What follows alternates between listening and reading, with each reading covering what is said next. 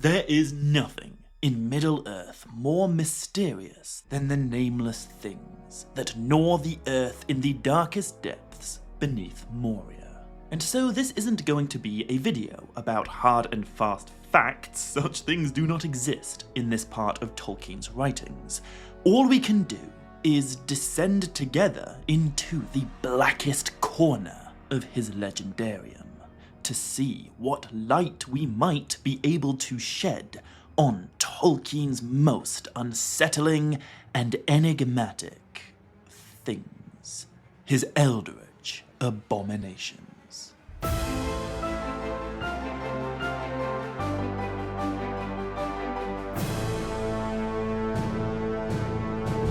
Maya, Govan and Melanine, and welcome to another episode of Tolkien Untangled.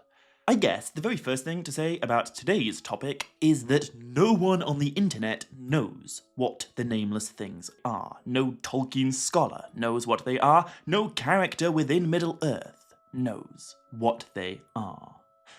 And to be honest, if someone did suddenly discover some lost Tolkien manuscript explaining the exact origins of the nameless things and why they exist, it certainly would be cool at first, but I think we'd swiftly realise the definitive answer has made Middle-earth less captivating, less intriguing, and less mysterious. The nameless things are fascinating because they are unexplainable, because they crack open this door but refuse to reveal anything of what's behind it. So, without further ado, what am I talking about?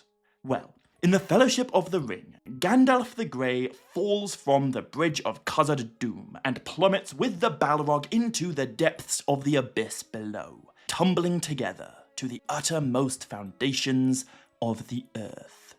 And then, in the Two Towers, Gandalf the White returns, and he reunites with his friends and he tells them a tiny bit of what happened down there, what he encountered in the chasms beneath the Misty Mountains.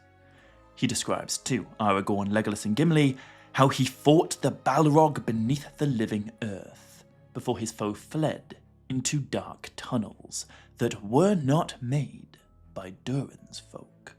He explains, far, far below the deepest delving of the dwarves, the world is gnawed by nameless things. Even Sauron knows them not, they are older than he. Which is insane. Gandalf goes on to say he walked in those tunnels, but I will bring no report to darken the light of day. And that is basically it. This personal account is the only information we ever get on the primeval things that gnaw the earth in the blackness under the mountains. Yet those two sentences evoke in my mind something both tantalizing and terrifying. The fact they are supposedly older than Sauron is wild. Just like all of the Ainur, Sauron was created before the universe in the timeless halls outside of creation. And so it stands to reason nothing could be older than him.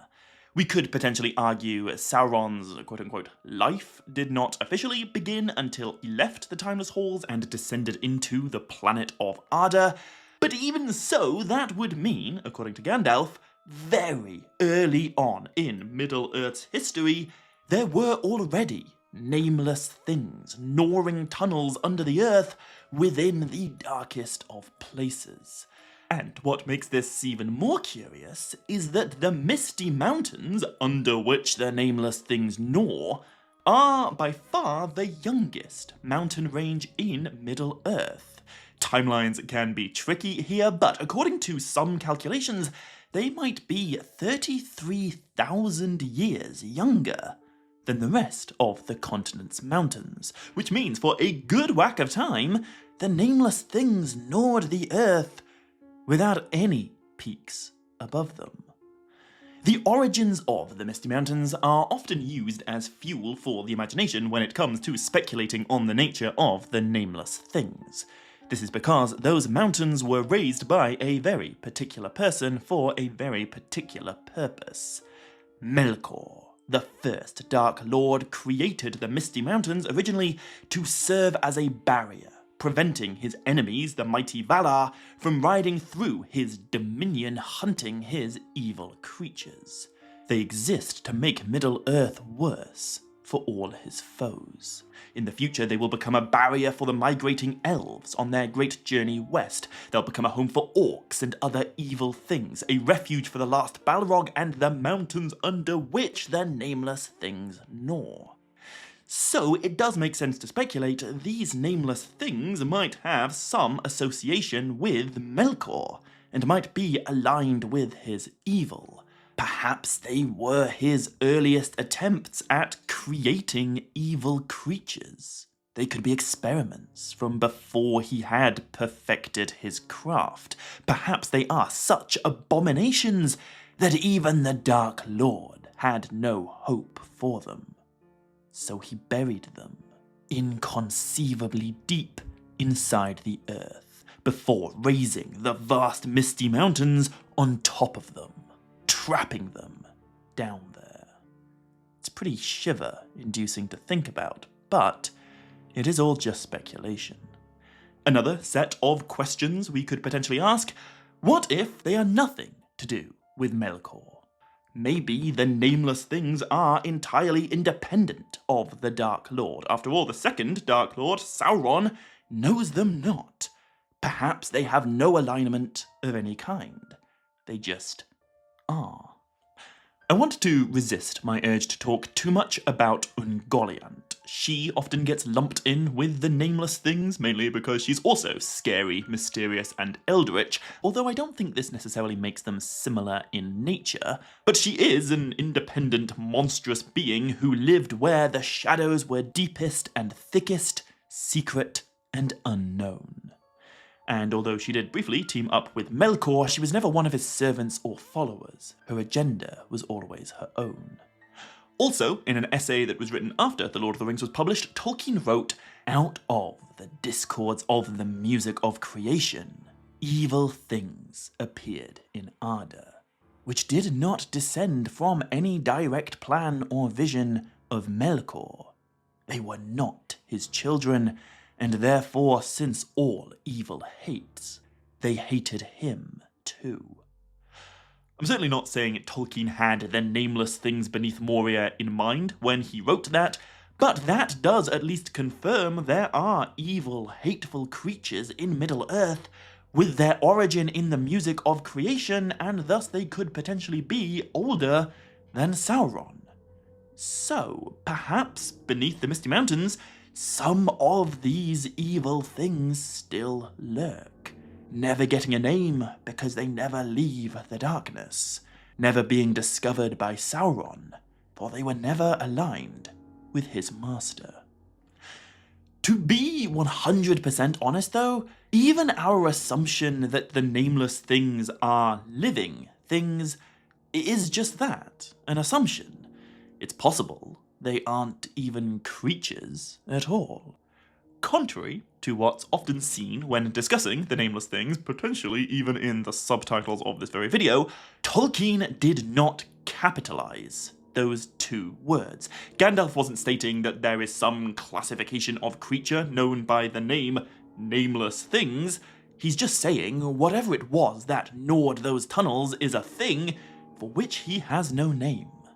It might be a little bit less dramatic than what's often presented, but it's very possible the nameless things gnawing the earth beneath the mountains are simply natural forces, slowly eroding rock through a process Gandalf has no name for. Or perhaps the tunnels were shaped by forces of discord and darkness that were unleashed by Melkor during the First War while the planet of Arda was still being made. It is cool to imagine them as living, but we don't actually have any confirmation that they are. However, if we accept that yes, these nameless things are living creatures, we can't really move on without at least mentioning another creature from a similar part of the world with a similar freaky appearance and a similar lack of definite origin. What about the Watcher in the Water? This aggressive abomination is described as having at least 21 luminous pale green tentacles, with fingers at each end. It gives off a hideous stench, and Gandalf speculates perhaps it crept or was driven out of dark waters under the mountains. After all, there are older and fouler things than orcs in the deep places of the world. As I say, we know nothing about the Watcher's origins, but we do know that the stagnant pool it lives in is a relatively recent feature created by damming a nearby river which wasn't there the last time Gandalf came to this part of the world. So perhaps the Watcher was an old, foul thing that used to live beneath the Misty Mountains before it crept to the surface through underground water and became trapped in its pool when the river was eventually dammed. Although, we could also ask a more sinister question. What kind of thing could drive a monster like the Watcher from its dark home beneath the mountains? Doesn't that imply an even scarier creature lurking down there that the Watcher fled from? Decades before The Lord of the Rings was published, Tolkien wrote The Hobbit, and although in that story there is no mention of nameless things or of Moria, it is our very first introduction to the Misty Mountains, as well as the question of what might be living in the tunnels beneath them. When Bilbo and the dwarves are captured by goblins and dragged into their subterranean lair, we are told some of these caves go back in their beginnings to ages before the goblins, who only widened them and joined them up with passages, and the original owners are still there in odd corners, slinking and nosing about. As I say, this was written a very long time before Gandalf tells us about the nameless things, but it is a hint towards Tolkien's recurrent idea that deep down in the foulest and most ancient places lurks something even more foul, more ancient, but entirely unknowable, older than the oldest things. And this idea has a way earlier origin in Tolkien's writings than even The Hobbit. It's been there since some of his earliest stories. So, what I'm about to read comes from a poem Tolkien started writing in his late 20s, long before his constructed mythology grew into what The Hobbit and Lord of the Rings fans recognise today. It's also been superseded by later versions of the same story, so we shouldn't take this as, canon, whatever that means to you, but it is a fascinating example of one of Tolkien's most chilling ideas, presented very early on in his creative process. In the Lay of the Children of Húrin, we are told, in Nandun Gorthin, where nameless gods have shrouded shrines in shadow's secret, more old than Morgoth, or the ancient lords, the golden gods of the guarded west. What Tolkien's describing here is an evil valley with secret shadowy shrines dedicated to nameless gods, more old than Morgoth. This is the land of dark idols, where wicked men worshipped mysterious evil deities that are apparently even more ancient than the Valar.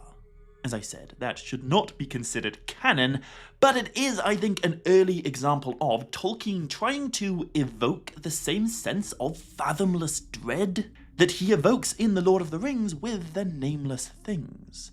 It's a throwaway reference to something unexplainable, unimaginable even, and yet the more we try to imagine, the more horrifying it becomes. All of this might make your mind turn to the writings of someone like H.P. Lovecraft. There's a quotation of his that I think sums up this eldritch idea quite succinctly. The oldest and strongest emotion of mankind is fear, and the oldest and strongest kind of fear is fear of the unknown. Some people speculate Tolkien may have been influenced by Lovecraft, but I think that's highly unlikely. Instead, I would suggest both writers were taking inspiration from the same earlier writer, a guy called Lord Dunsany, whose actual name was Edward John Morton Drax Plunkett. Dunsany is sometimes described as the missing link between traditional Victorian fairy stories and the modern fantasy genre that was popularized by Tolkien. Dunsany invented pantheons and created a body of interconnected cosmogonic myth similar in style to the Silmarillion, but decades earlier. Just like in Tolkien's Legendarium, Dunsany has one big creator god who doesn't really get involved in the action all that much, and a group of smaller gods who manage and oversee the world.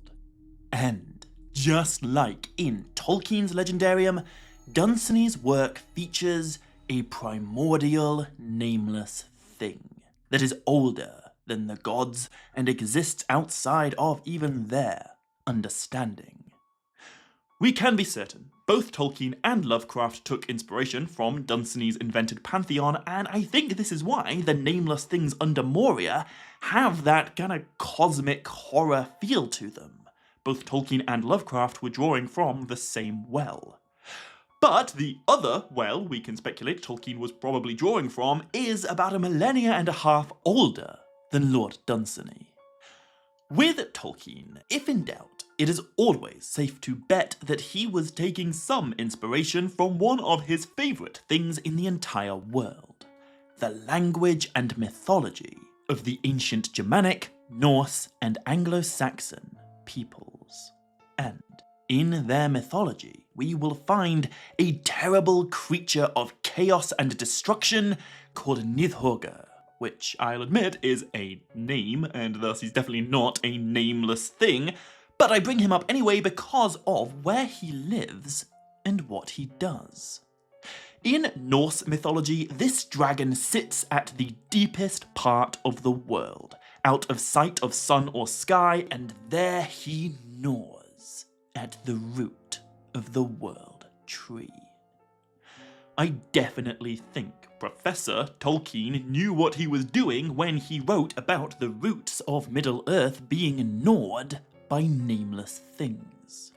As Gandalf journeys into what can effectively be thought of as kind of like an underworld, passing through death, climbing an endless stair, and then coming back as Gandalf the White, Tolkien keeps the details to an absolute minimum, for what he's describing is fundamentally unknowable.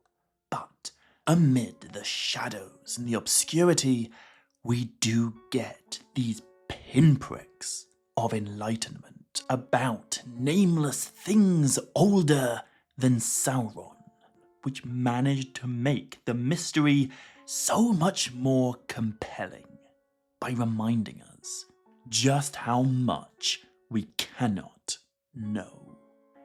And so, I want to end this short video with an insightful quotation from Tolkien himself about the allure of the unexplained within his vast, far-reaching, but only partially revealed world. He wrote, "Part of the attraction of The Lord of the Rings is, I think, due to the glimpses of a large history in the background. An attraction like that of viewing far off an unvisited island, or seeing the towers of a distant city gleaming in a sunlit mist. To go there is to destroy the magic, unless new unattainable vistas are again revealed. I think the nameless things are that unvisited island in Tolkien's Legendarium, or the distant city in the mist. We know they are out there. Our minds boggle when we try to picture what they are all about, but to ever know the answer would diminish them. To visit that island would spoil the intrigue. The only things we really know for certain about the nameless things are that they dwell beneath Moria. They are very, very old, and Gandalf really doesn't like them. Everything else is conjecture. We could speculate forever and ever and ever, but we will never get close to an answer. What lurks in the dark at the foundation of the world is terrible, primordial, and utterly beyond comprehension. Anyway, that's about it for this short video. I hope you enjoyed it. If you did, be sure to hit like and leave a comment and click subscribe to make sure you don't miss any future videos coming soon. You can also now support the channel on Patreon or on Ko-fi if you'd like to, so follow the links in the description to those pages if you are at all interested. However, until next time, as always, my dear friends, much love, stay groovy, and Nevair Melanin.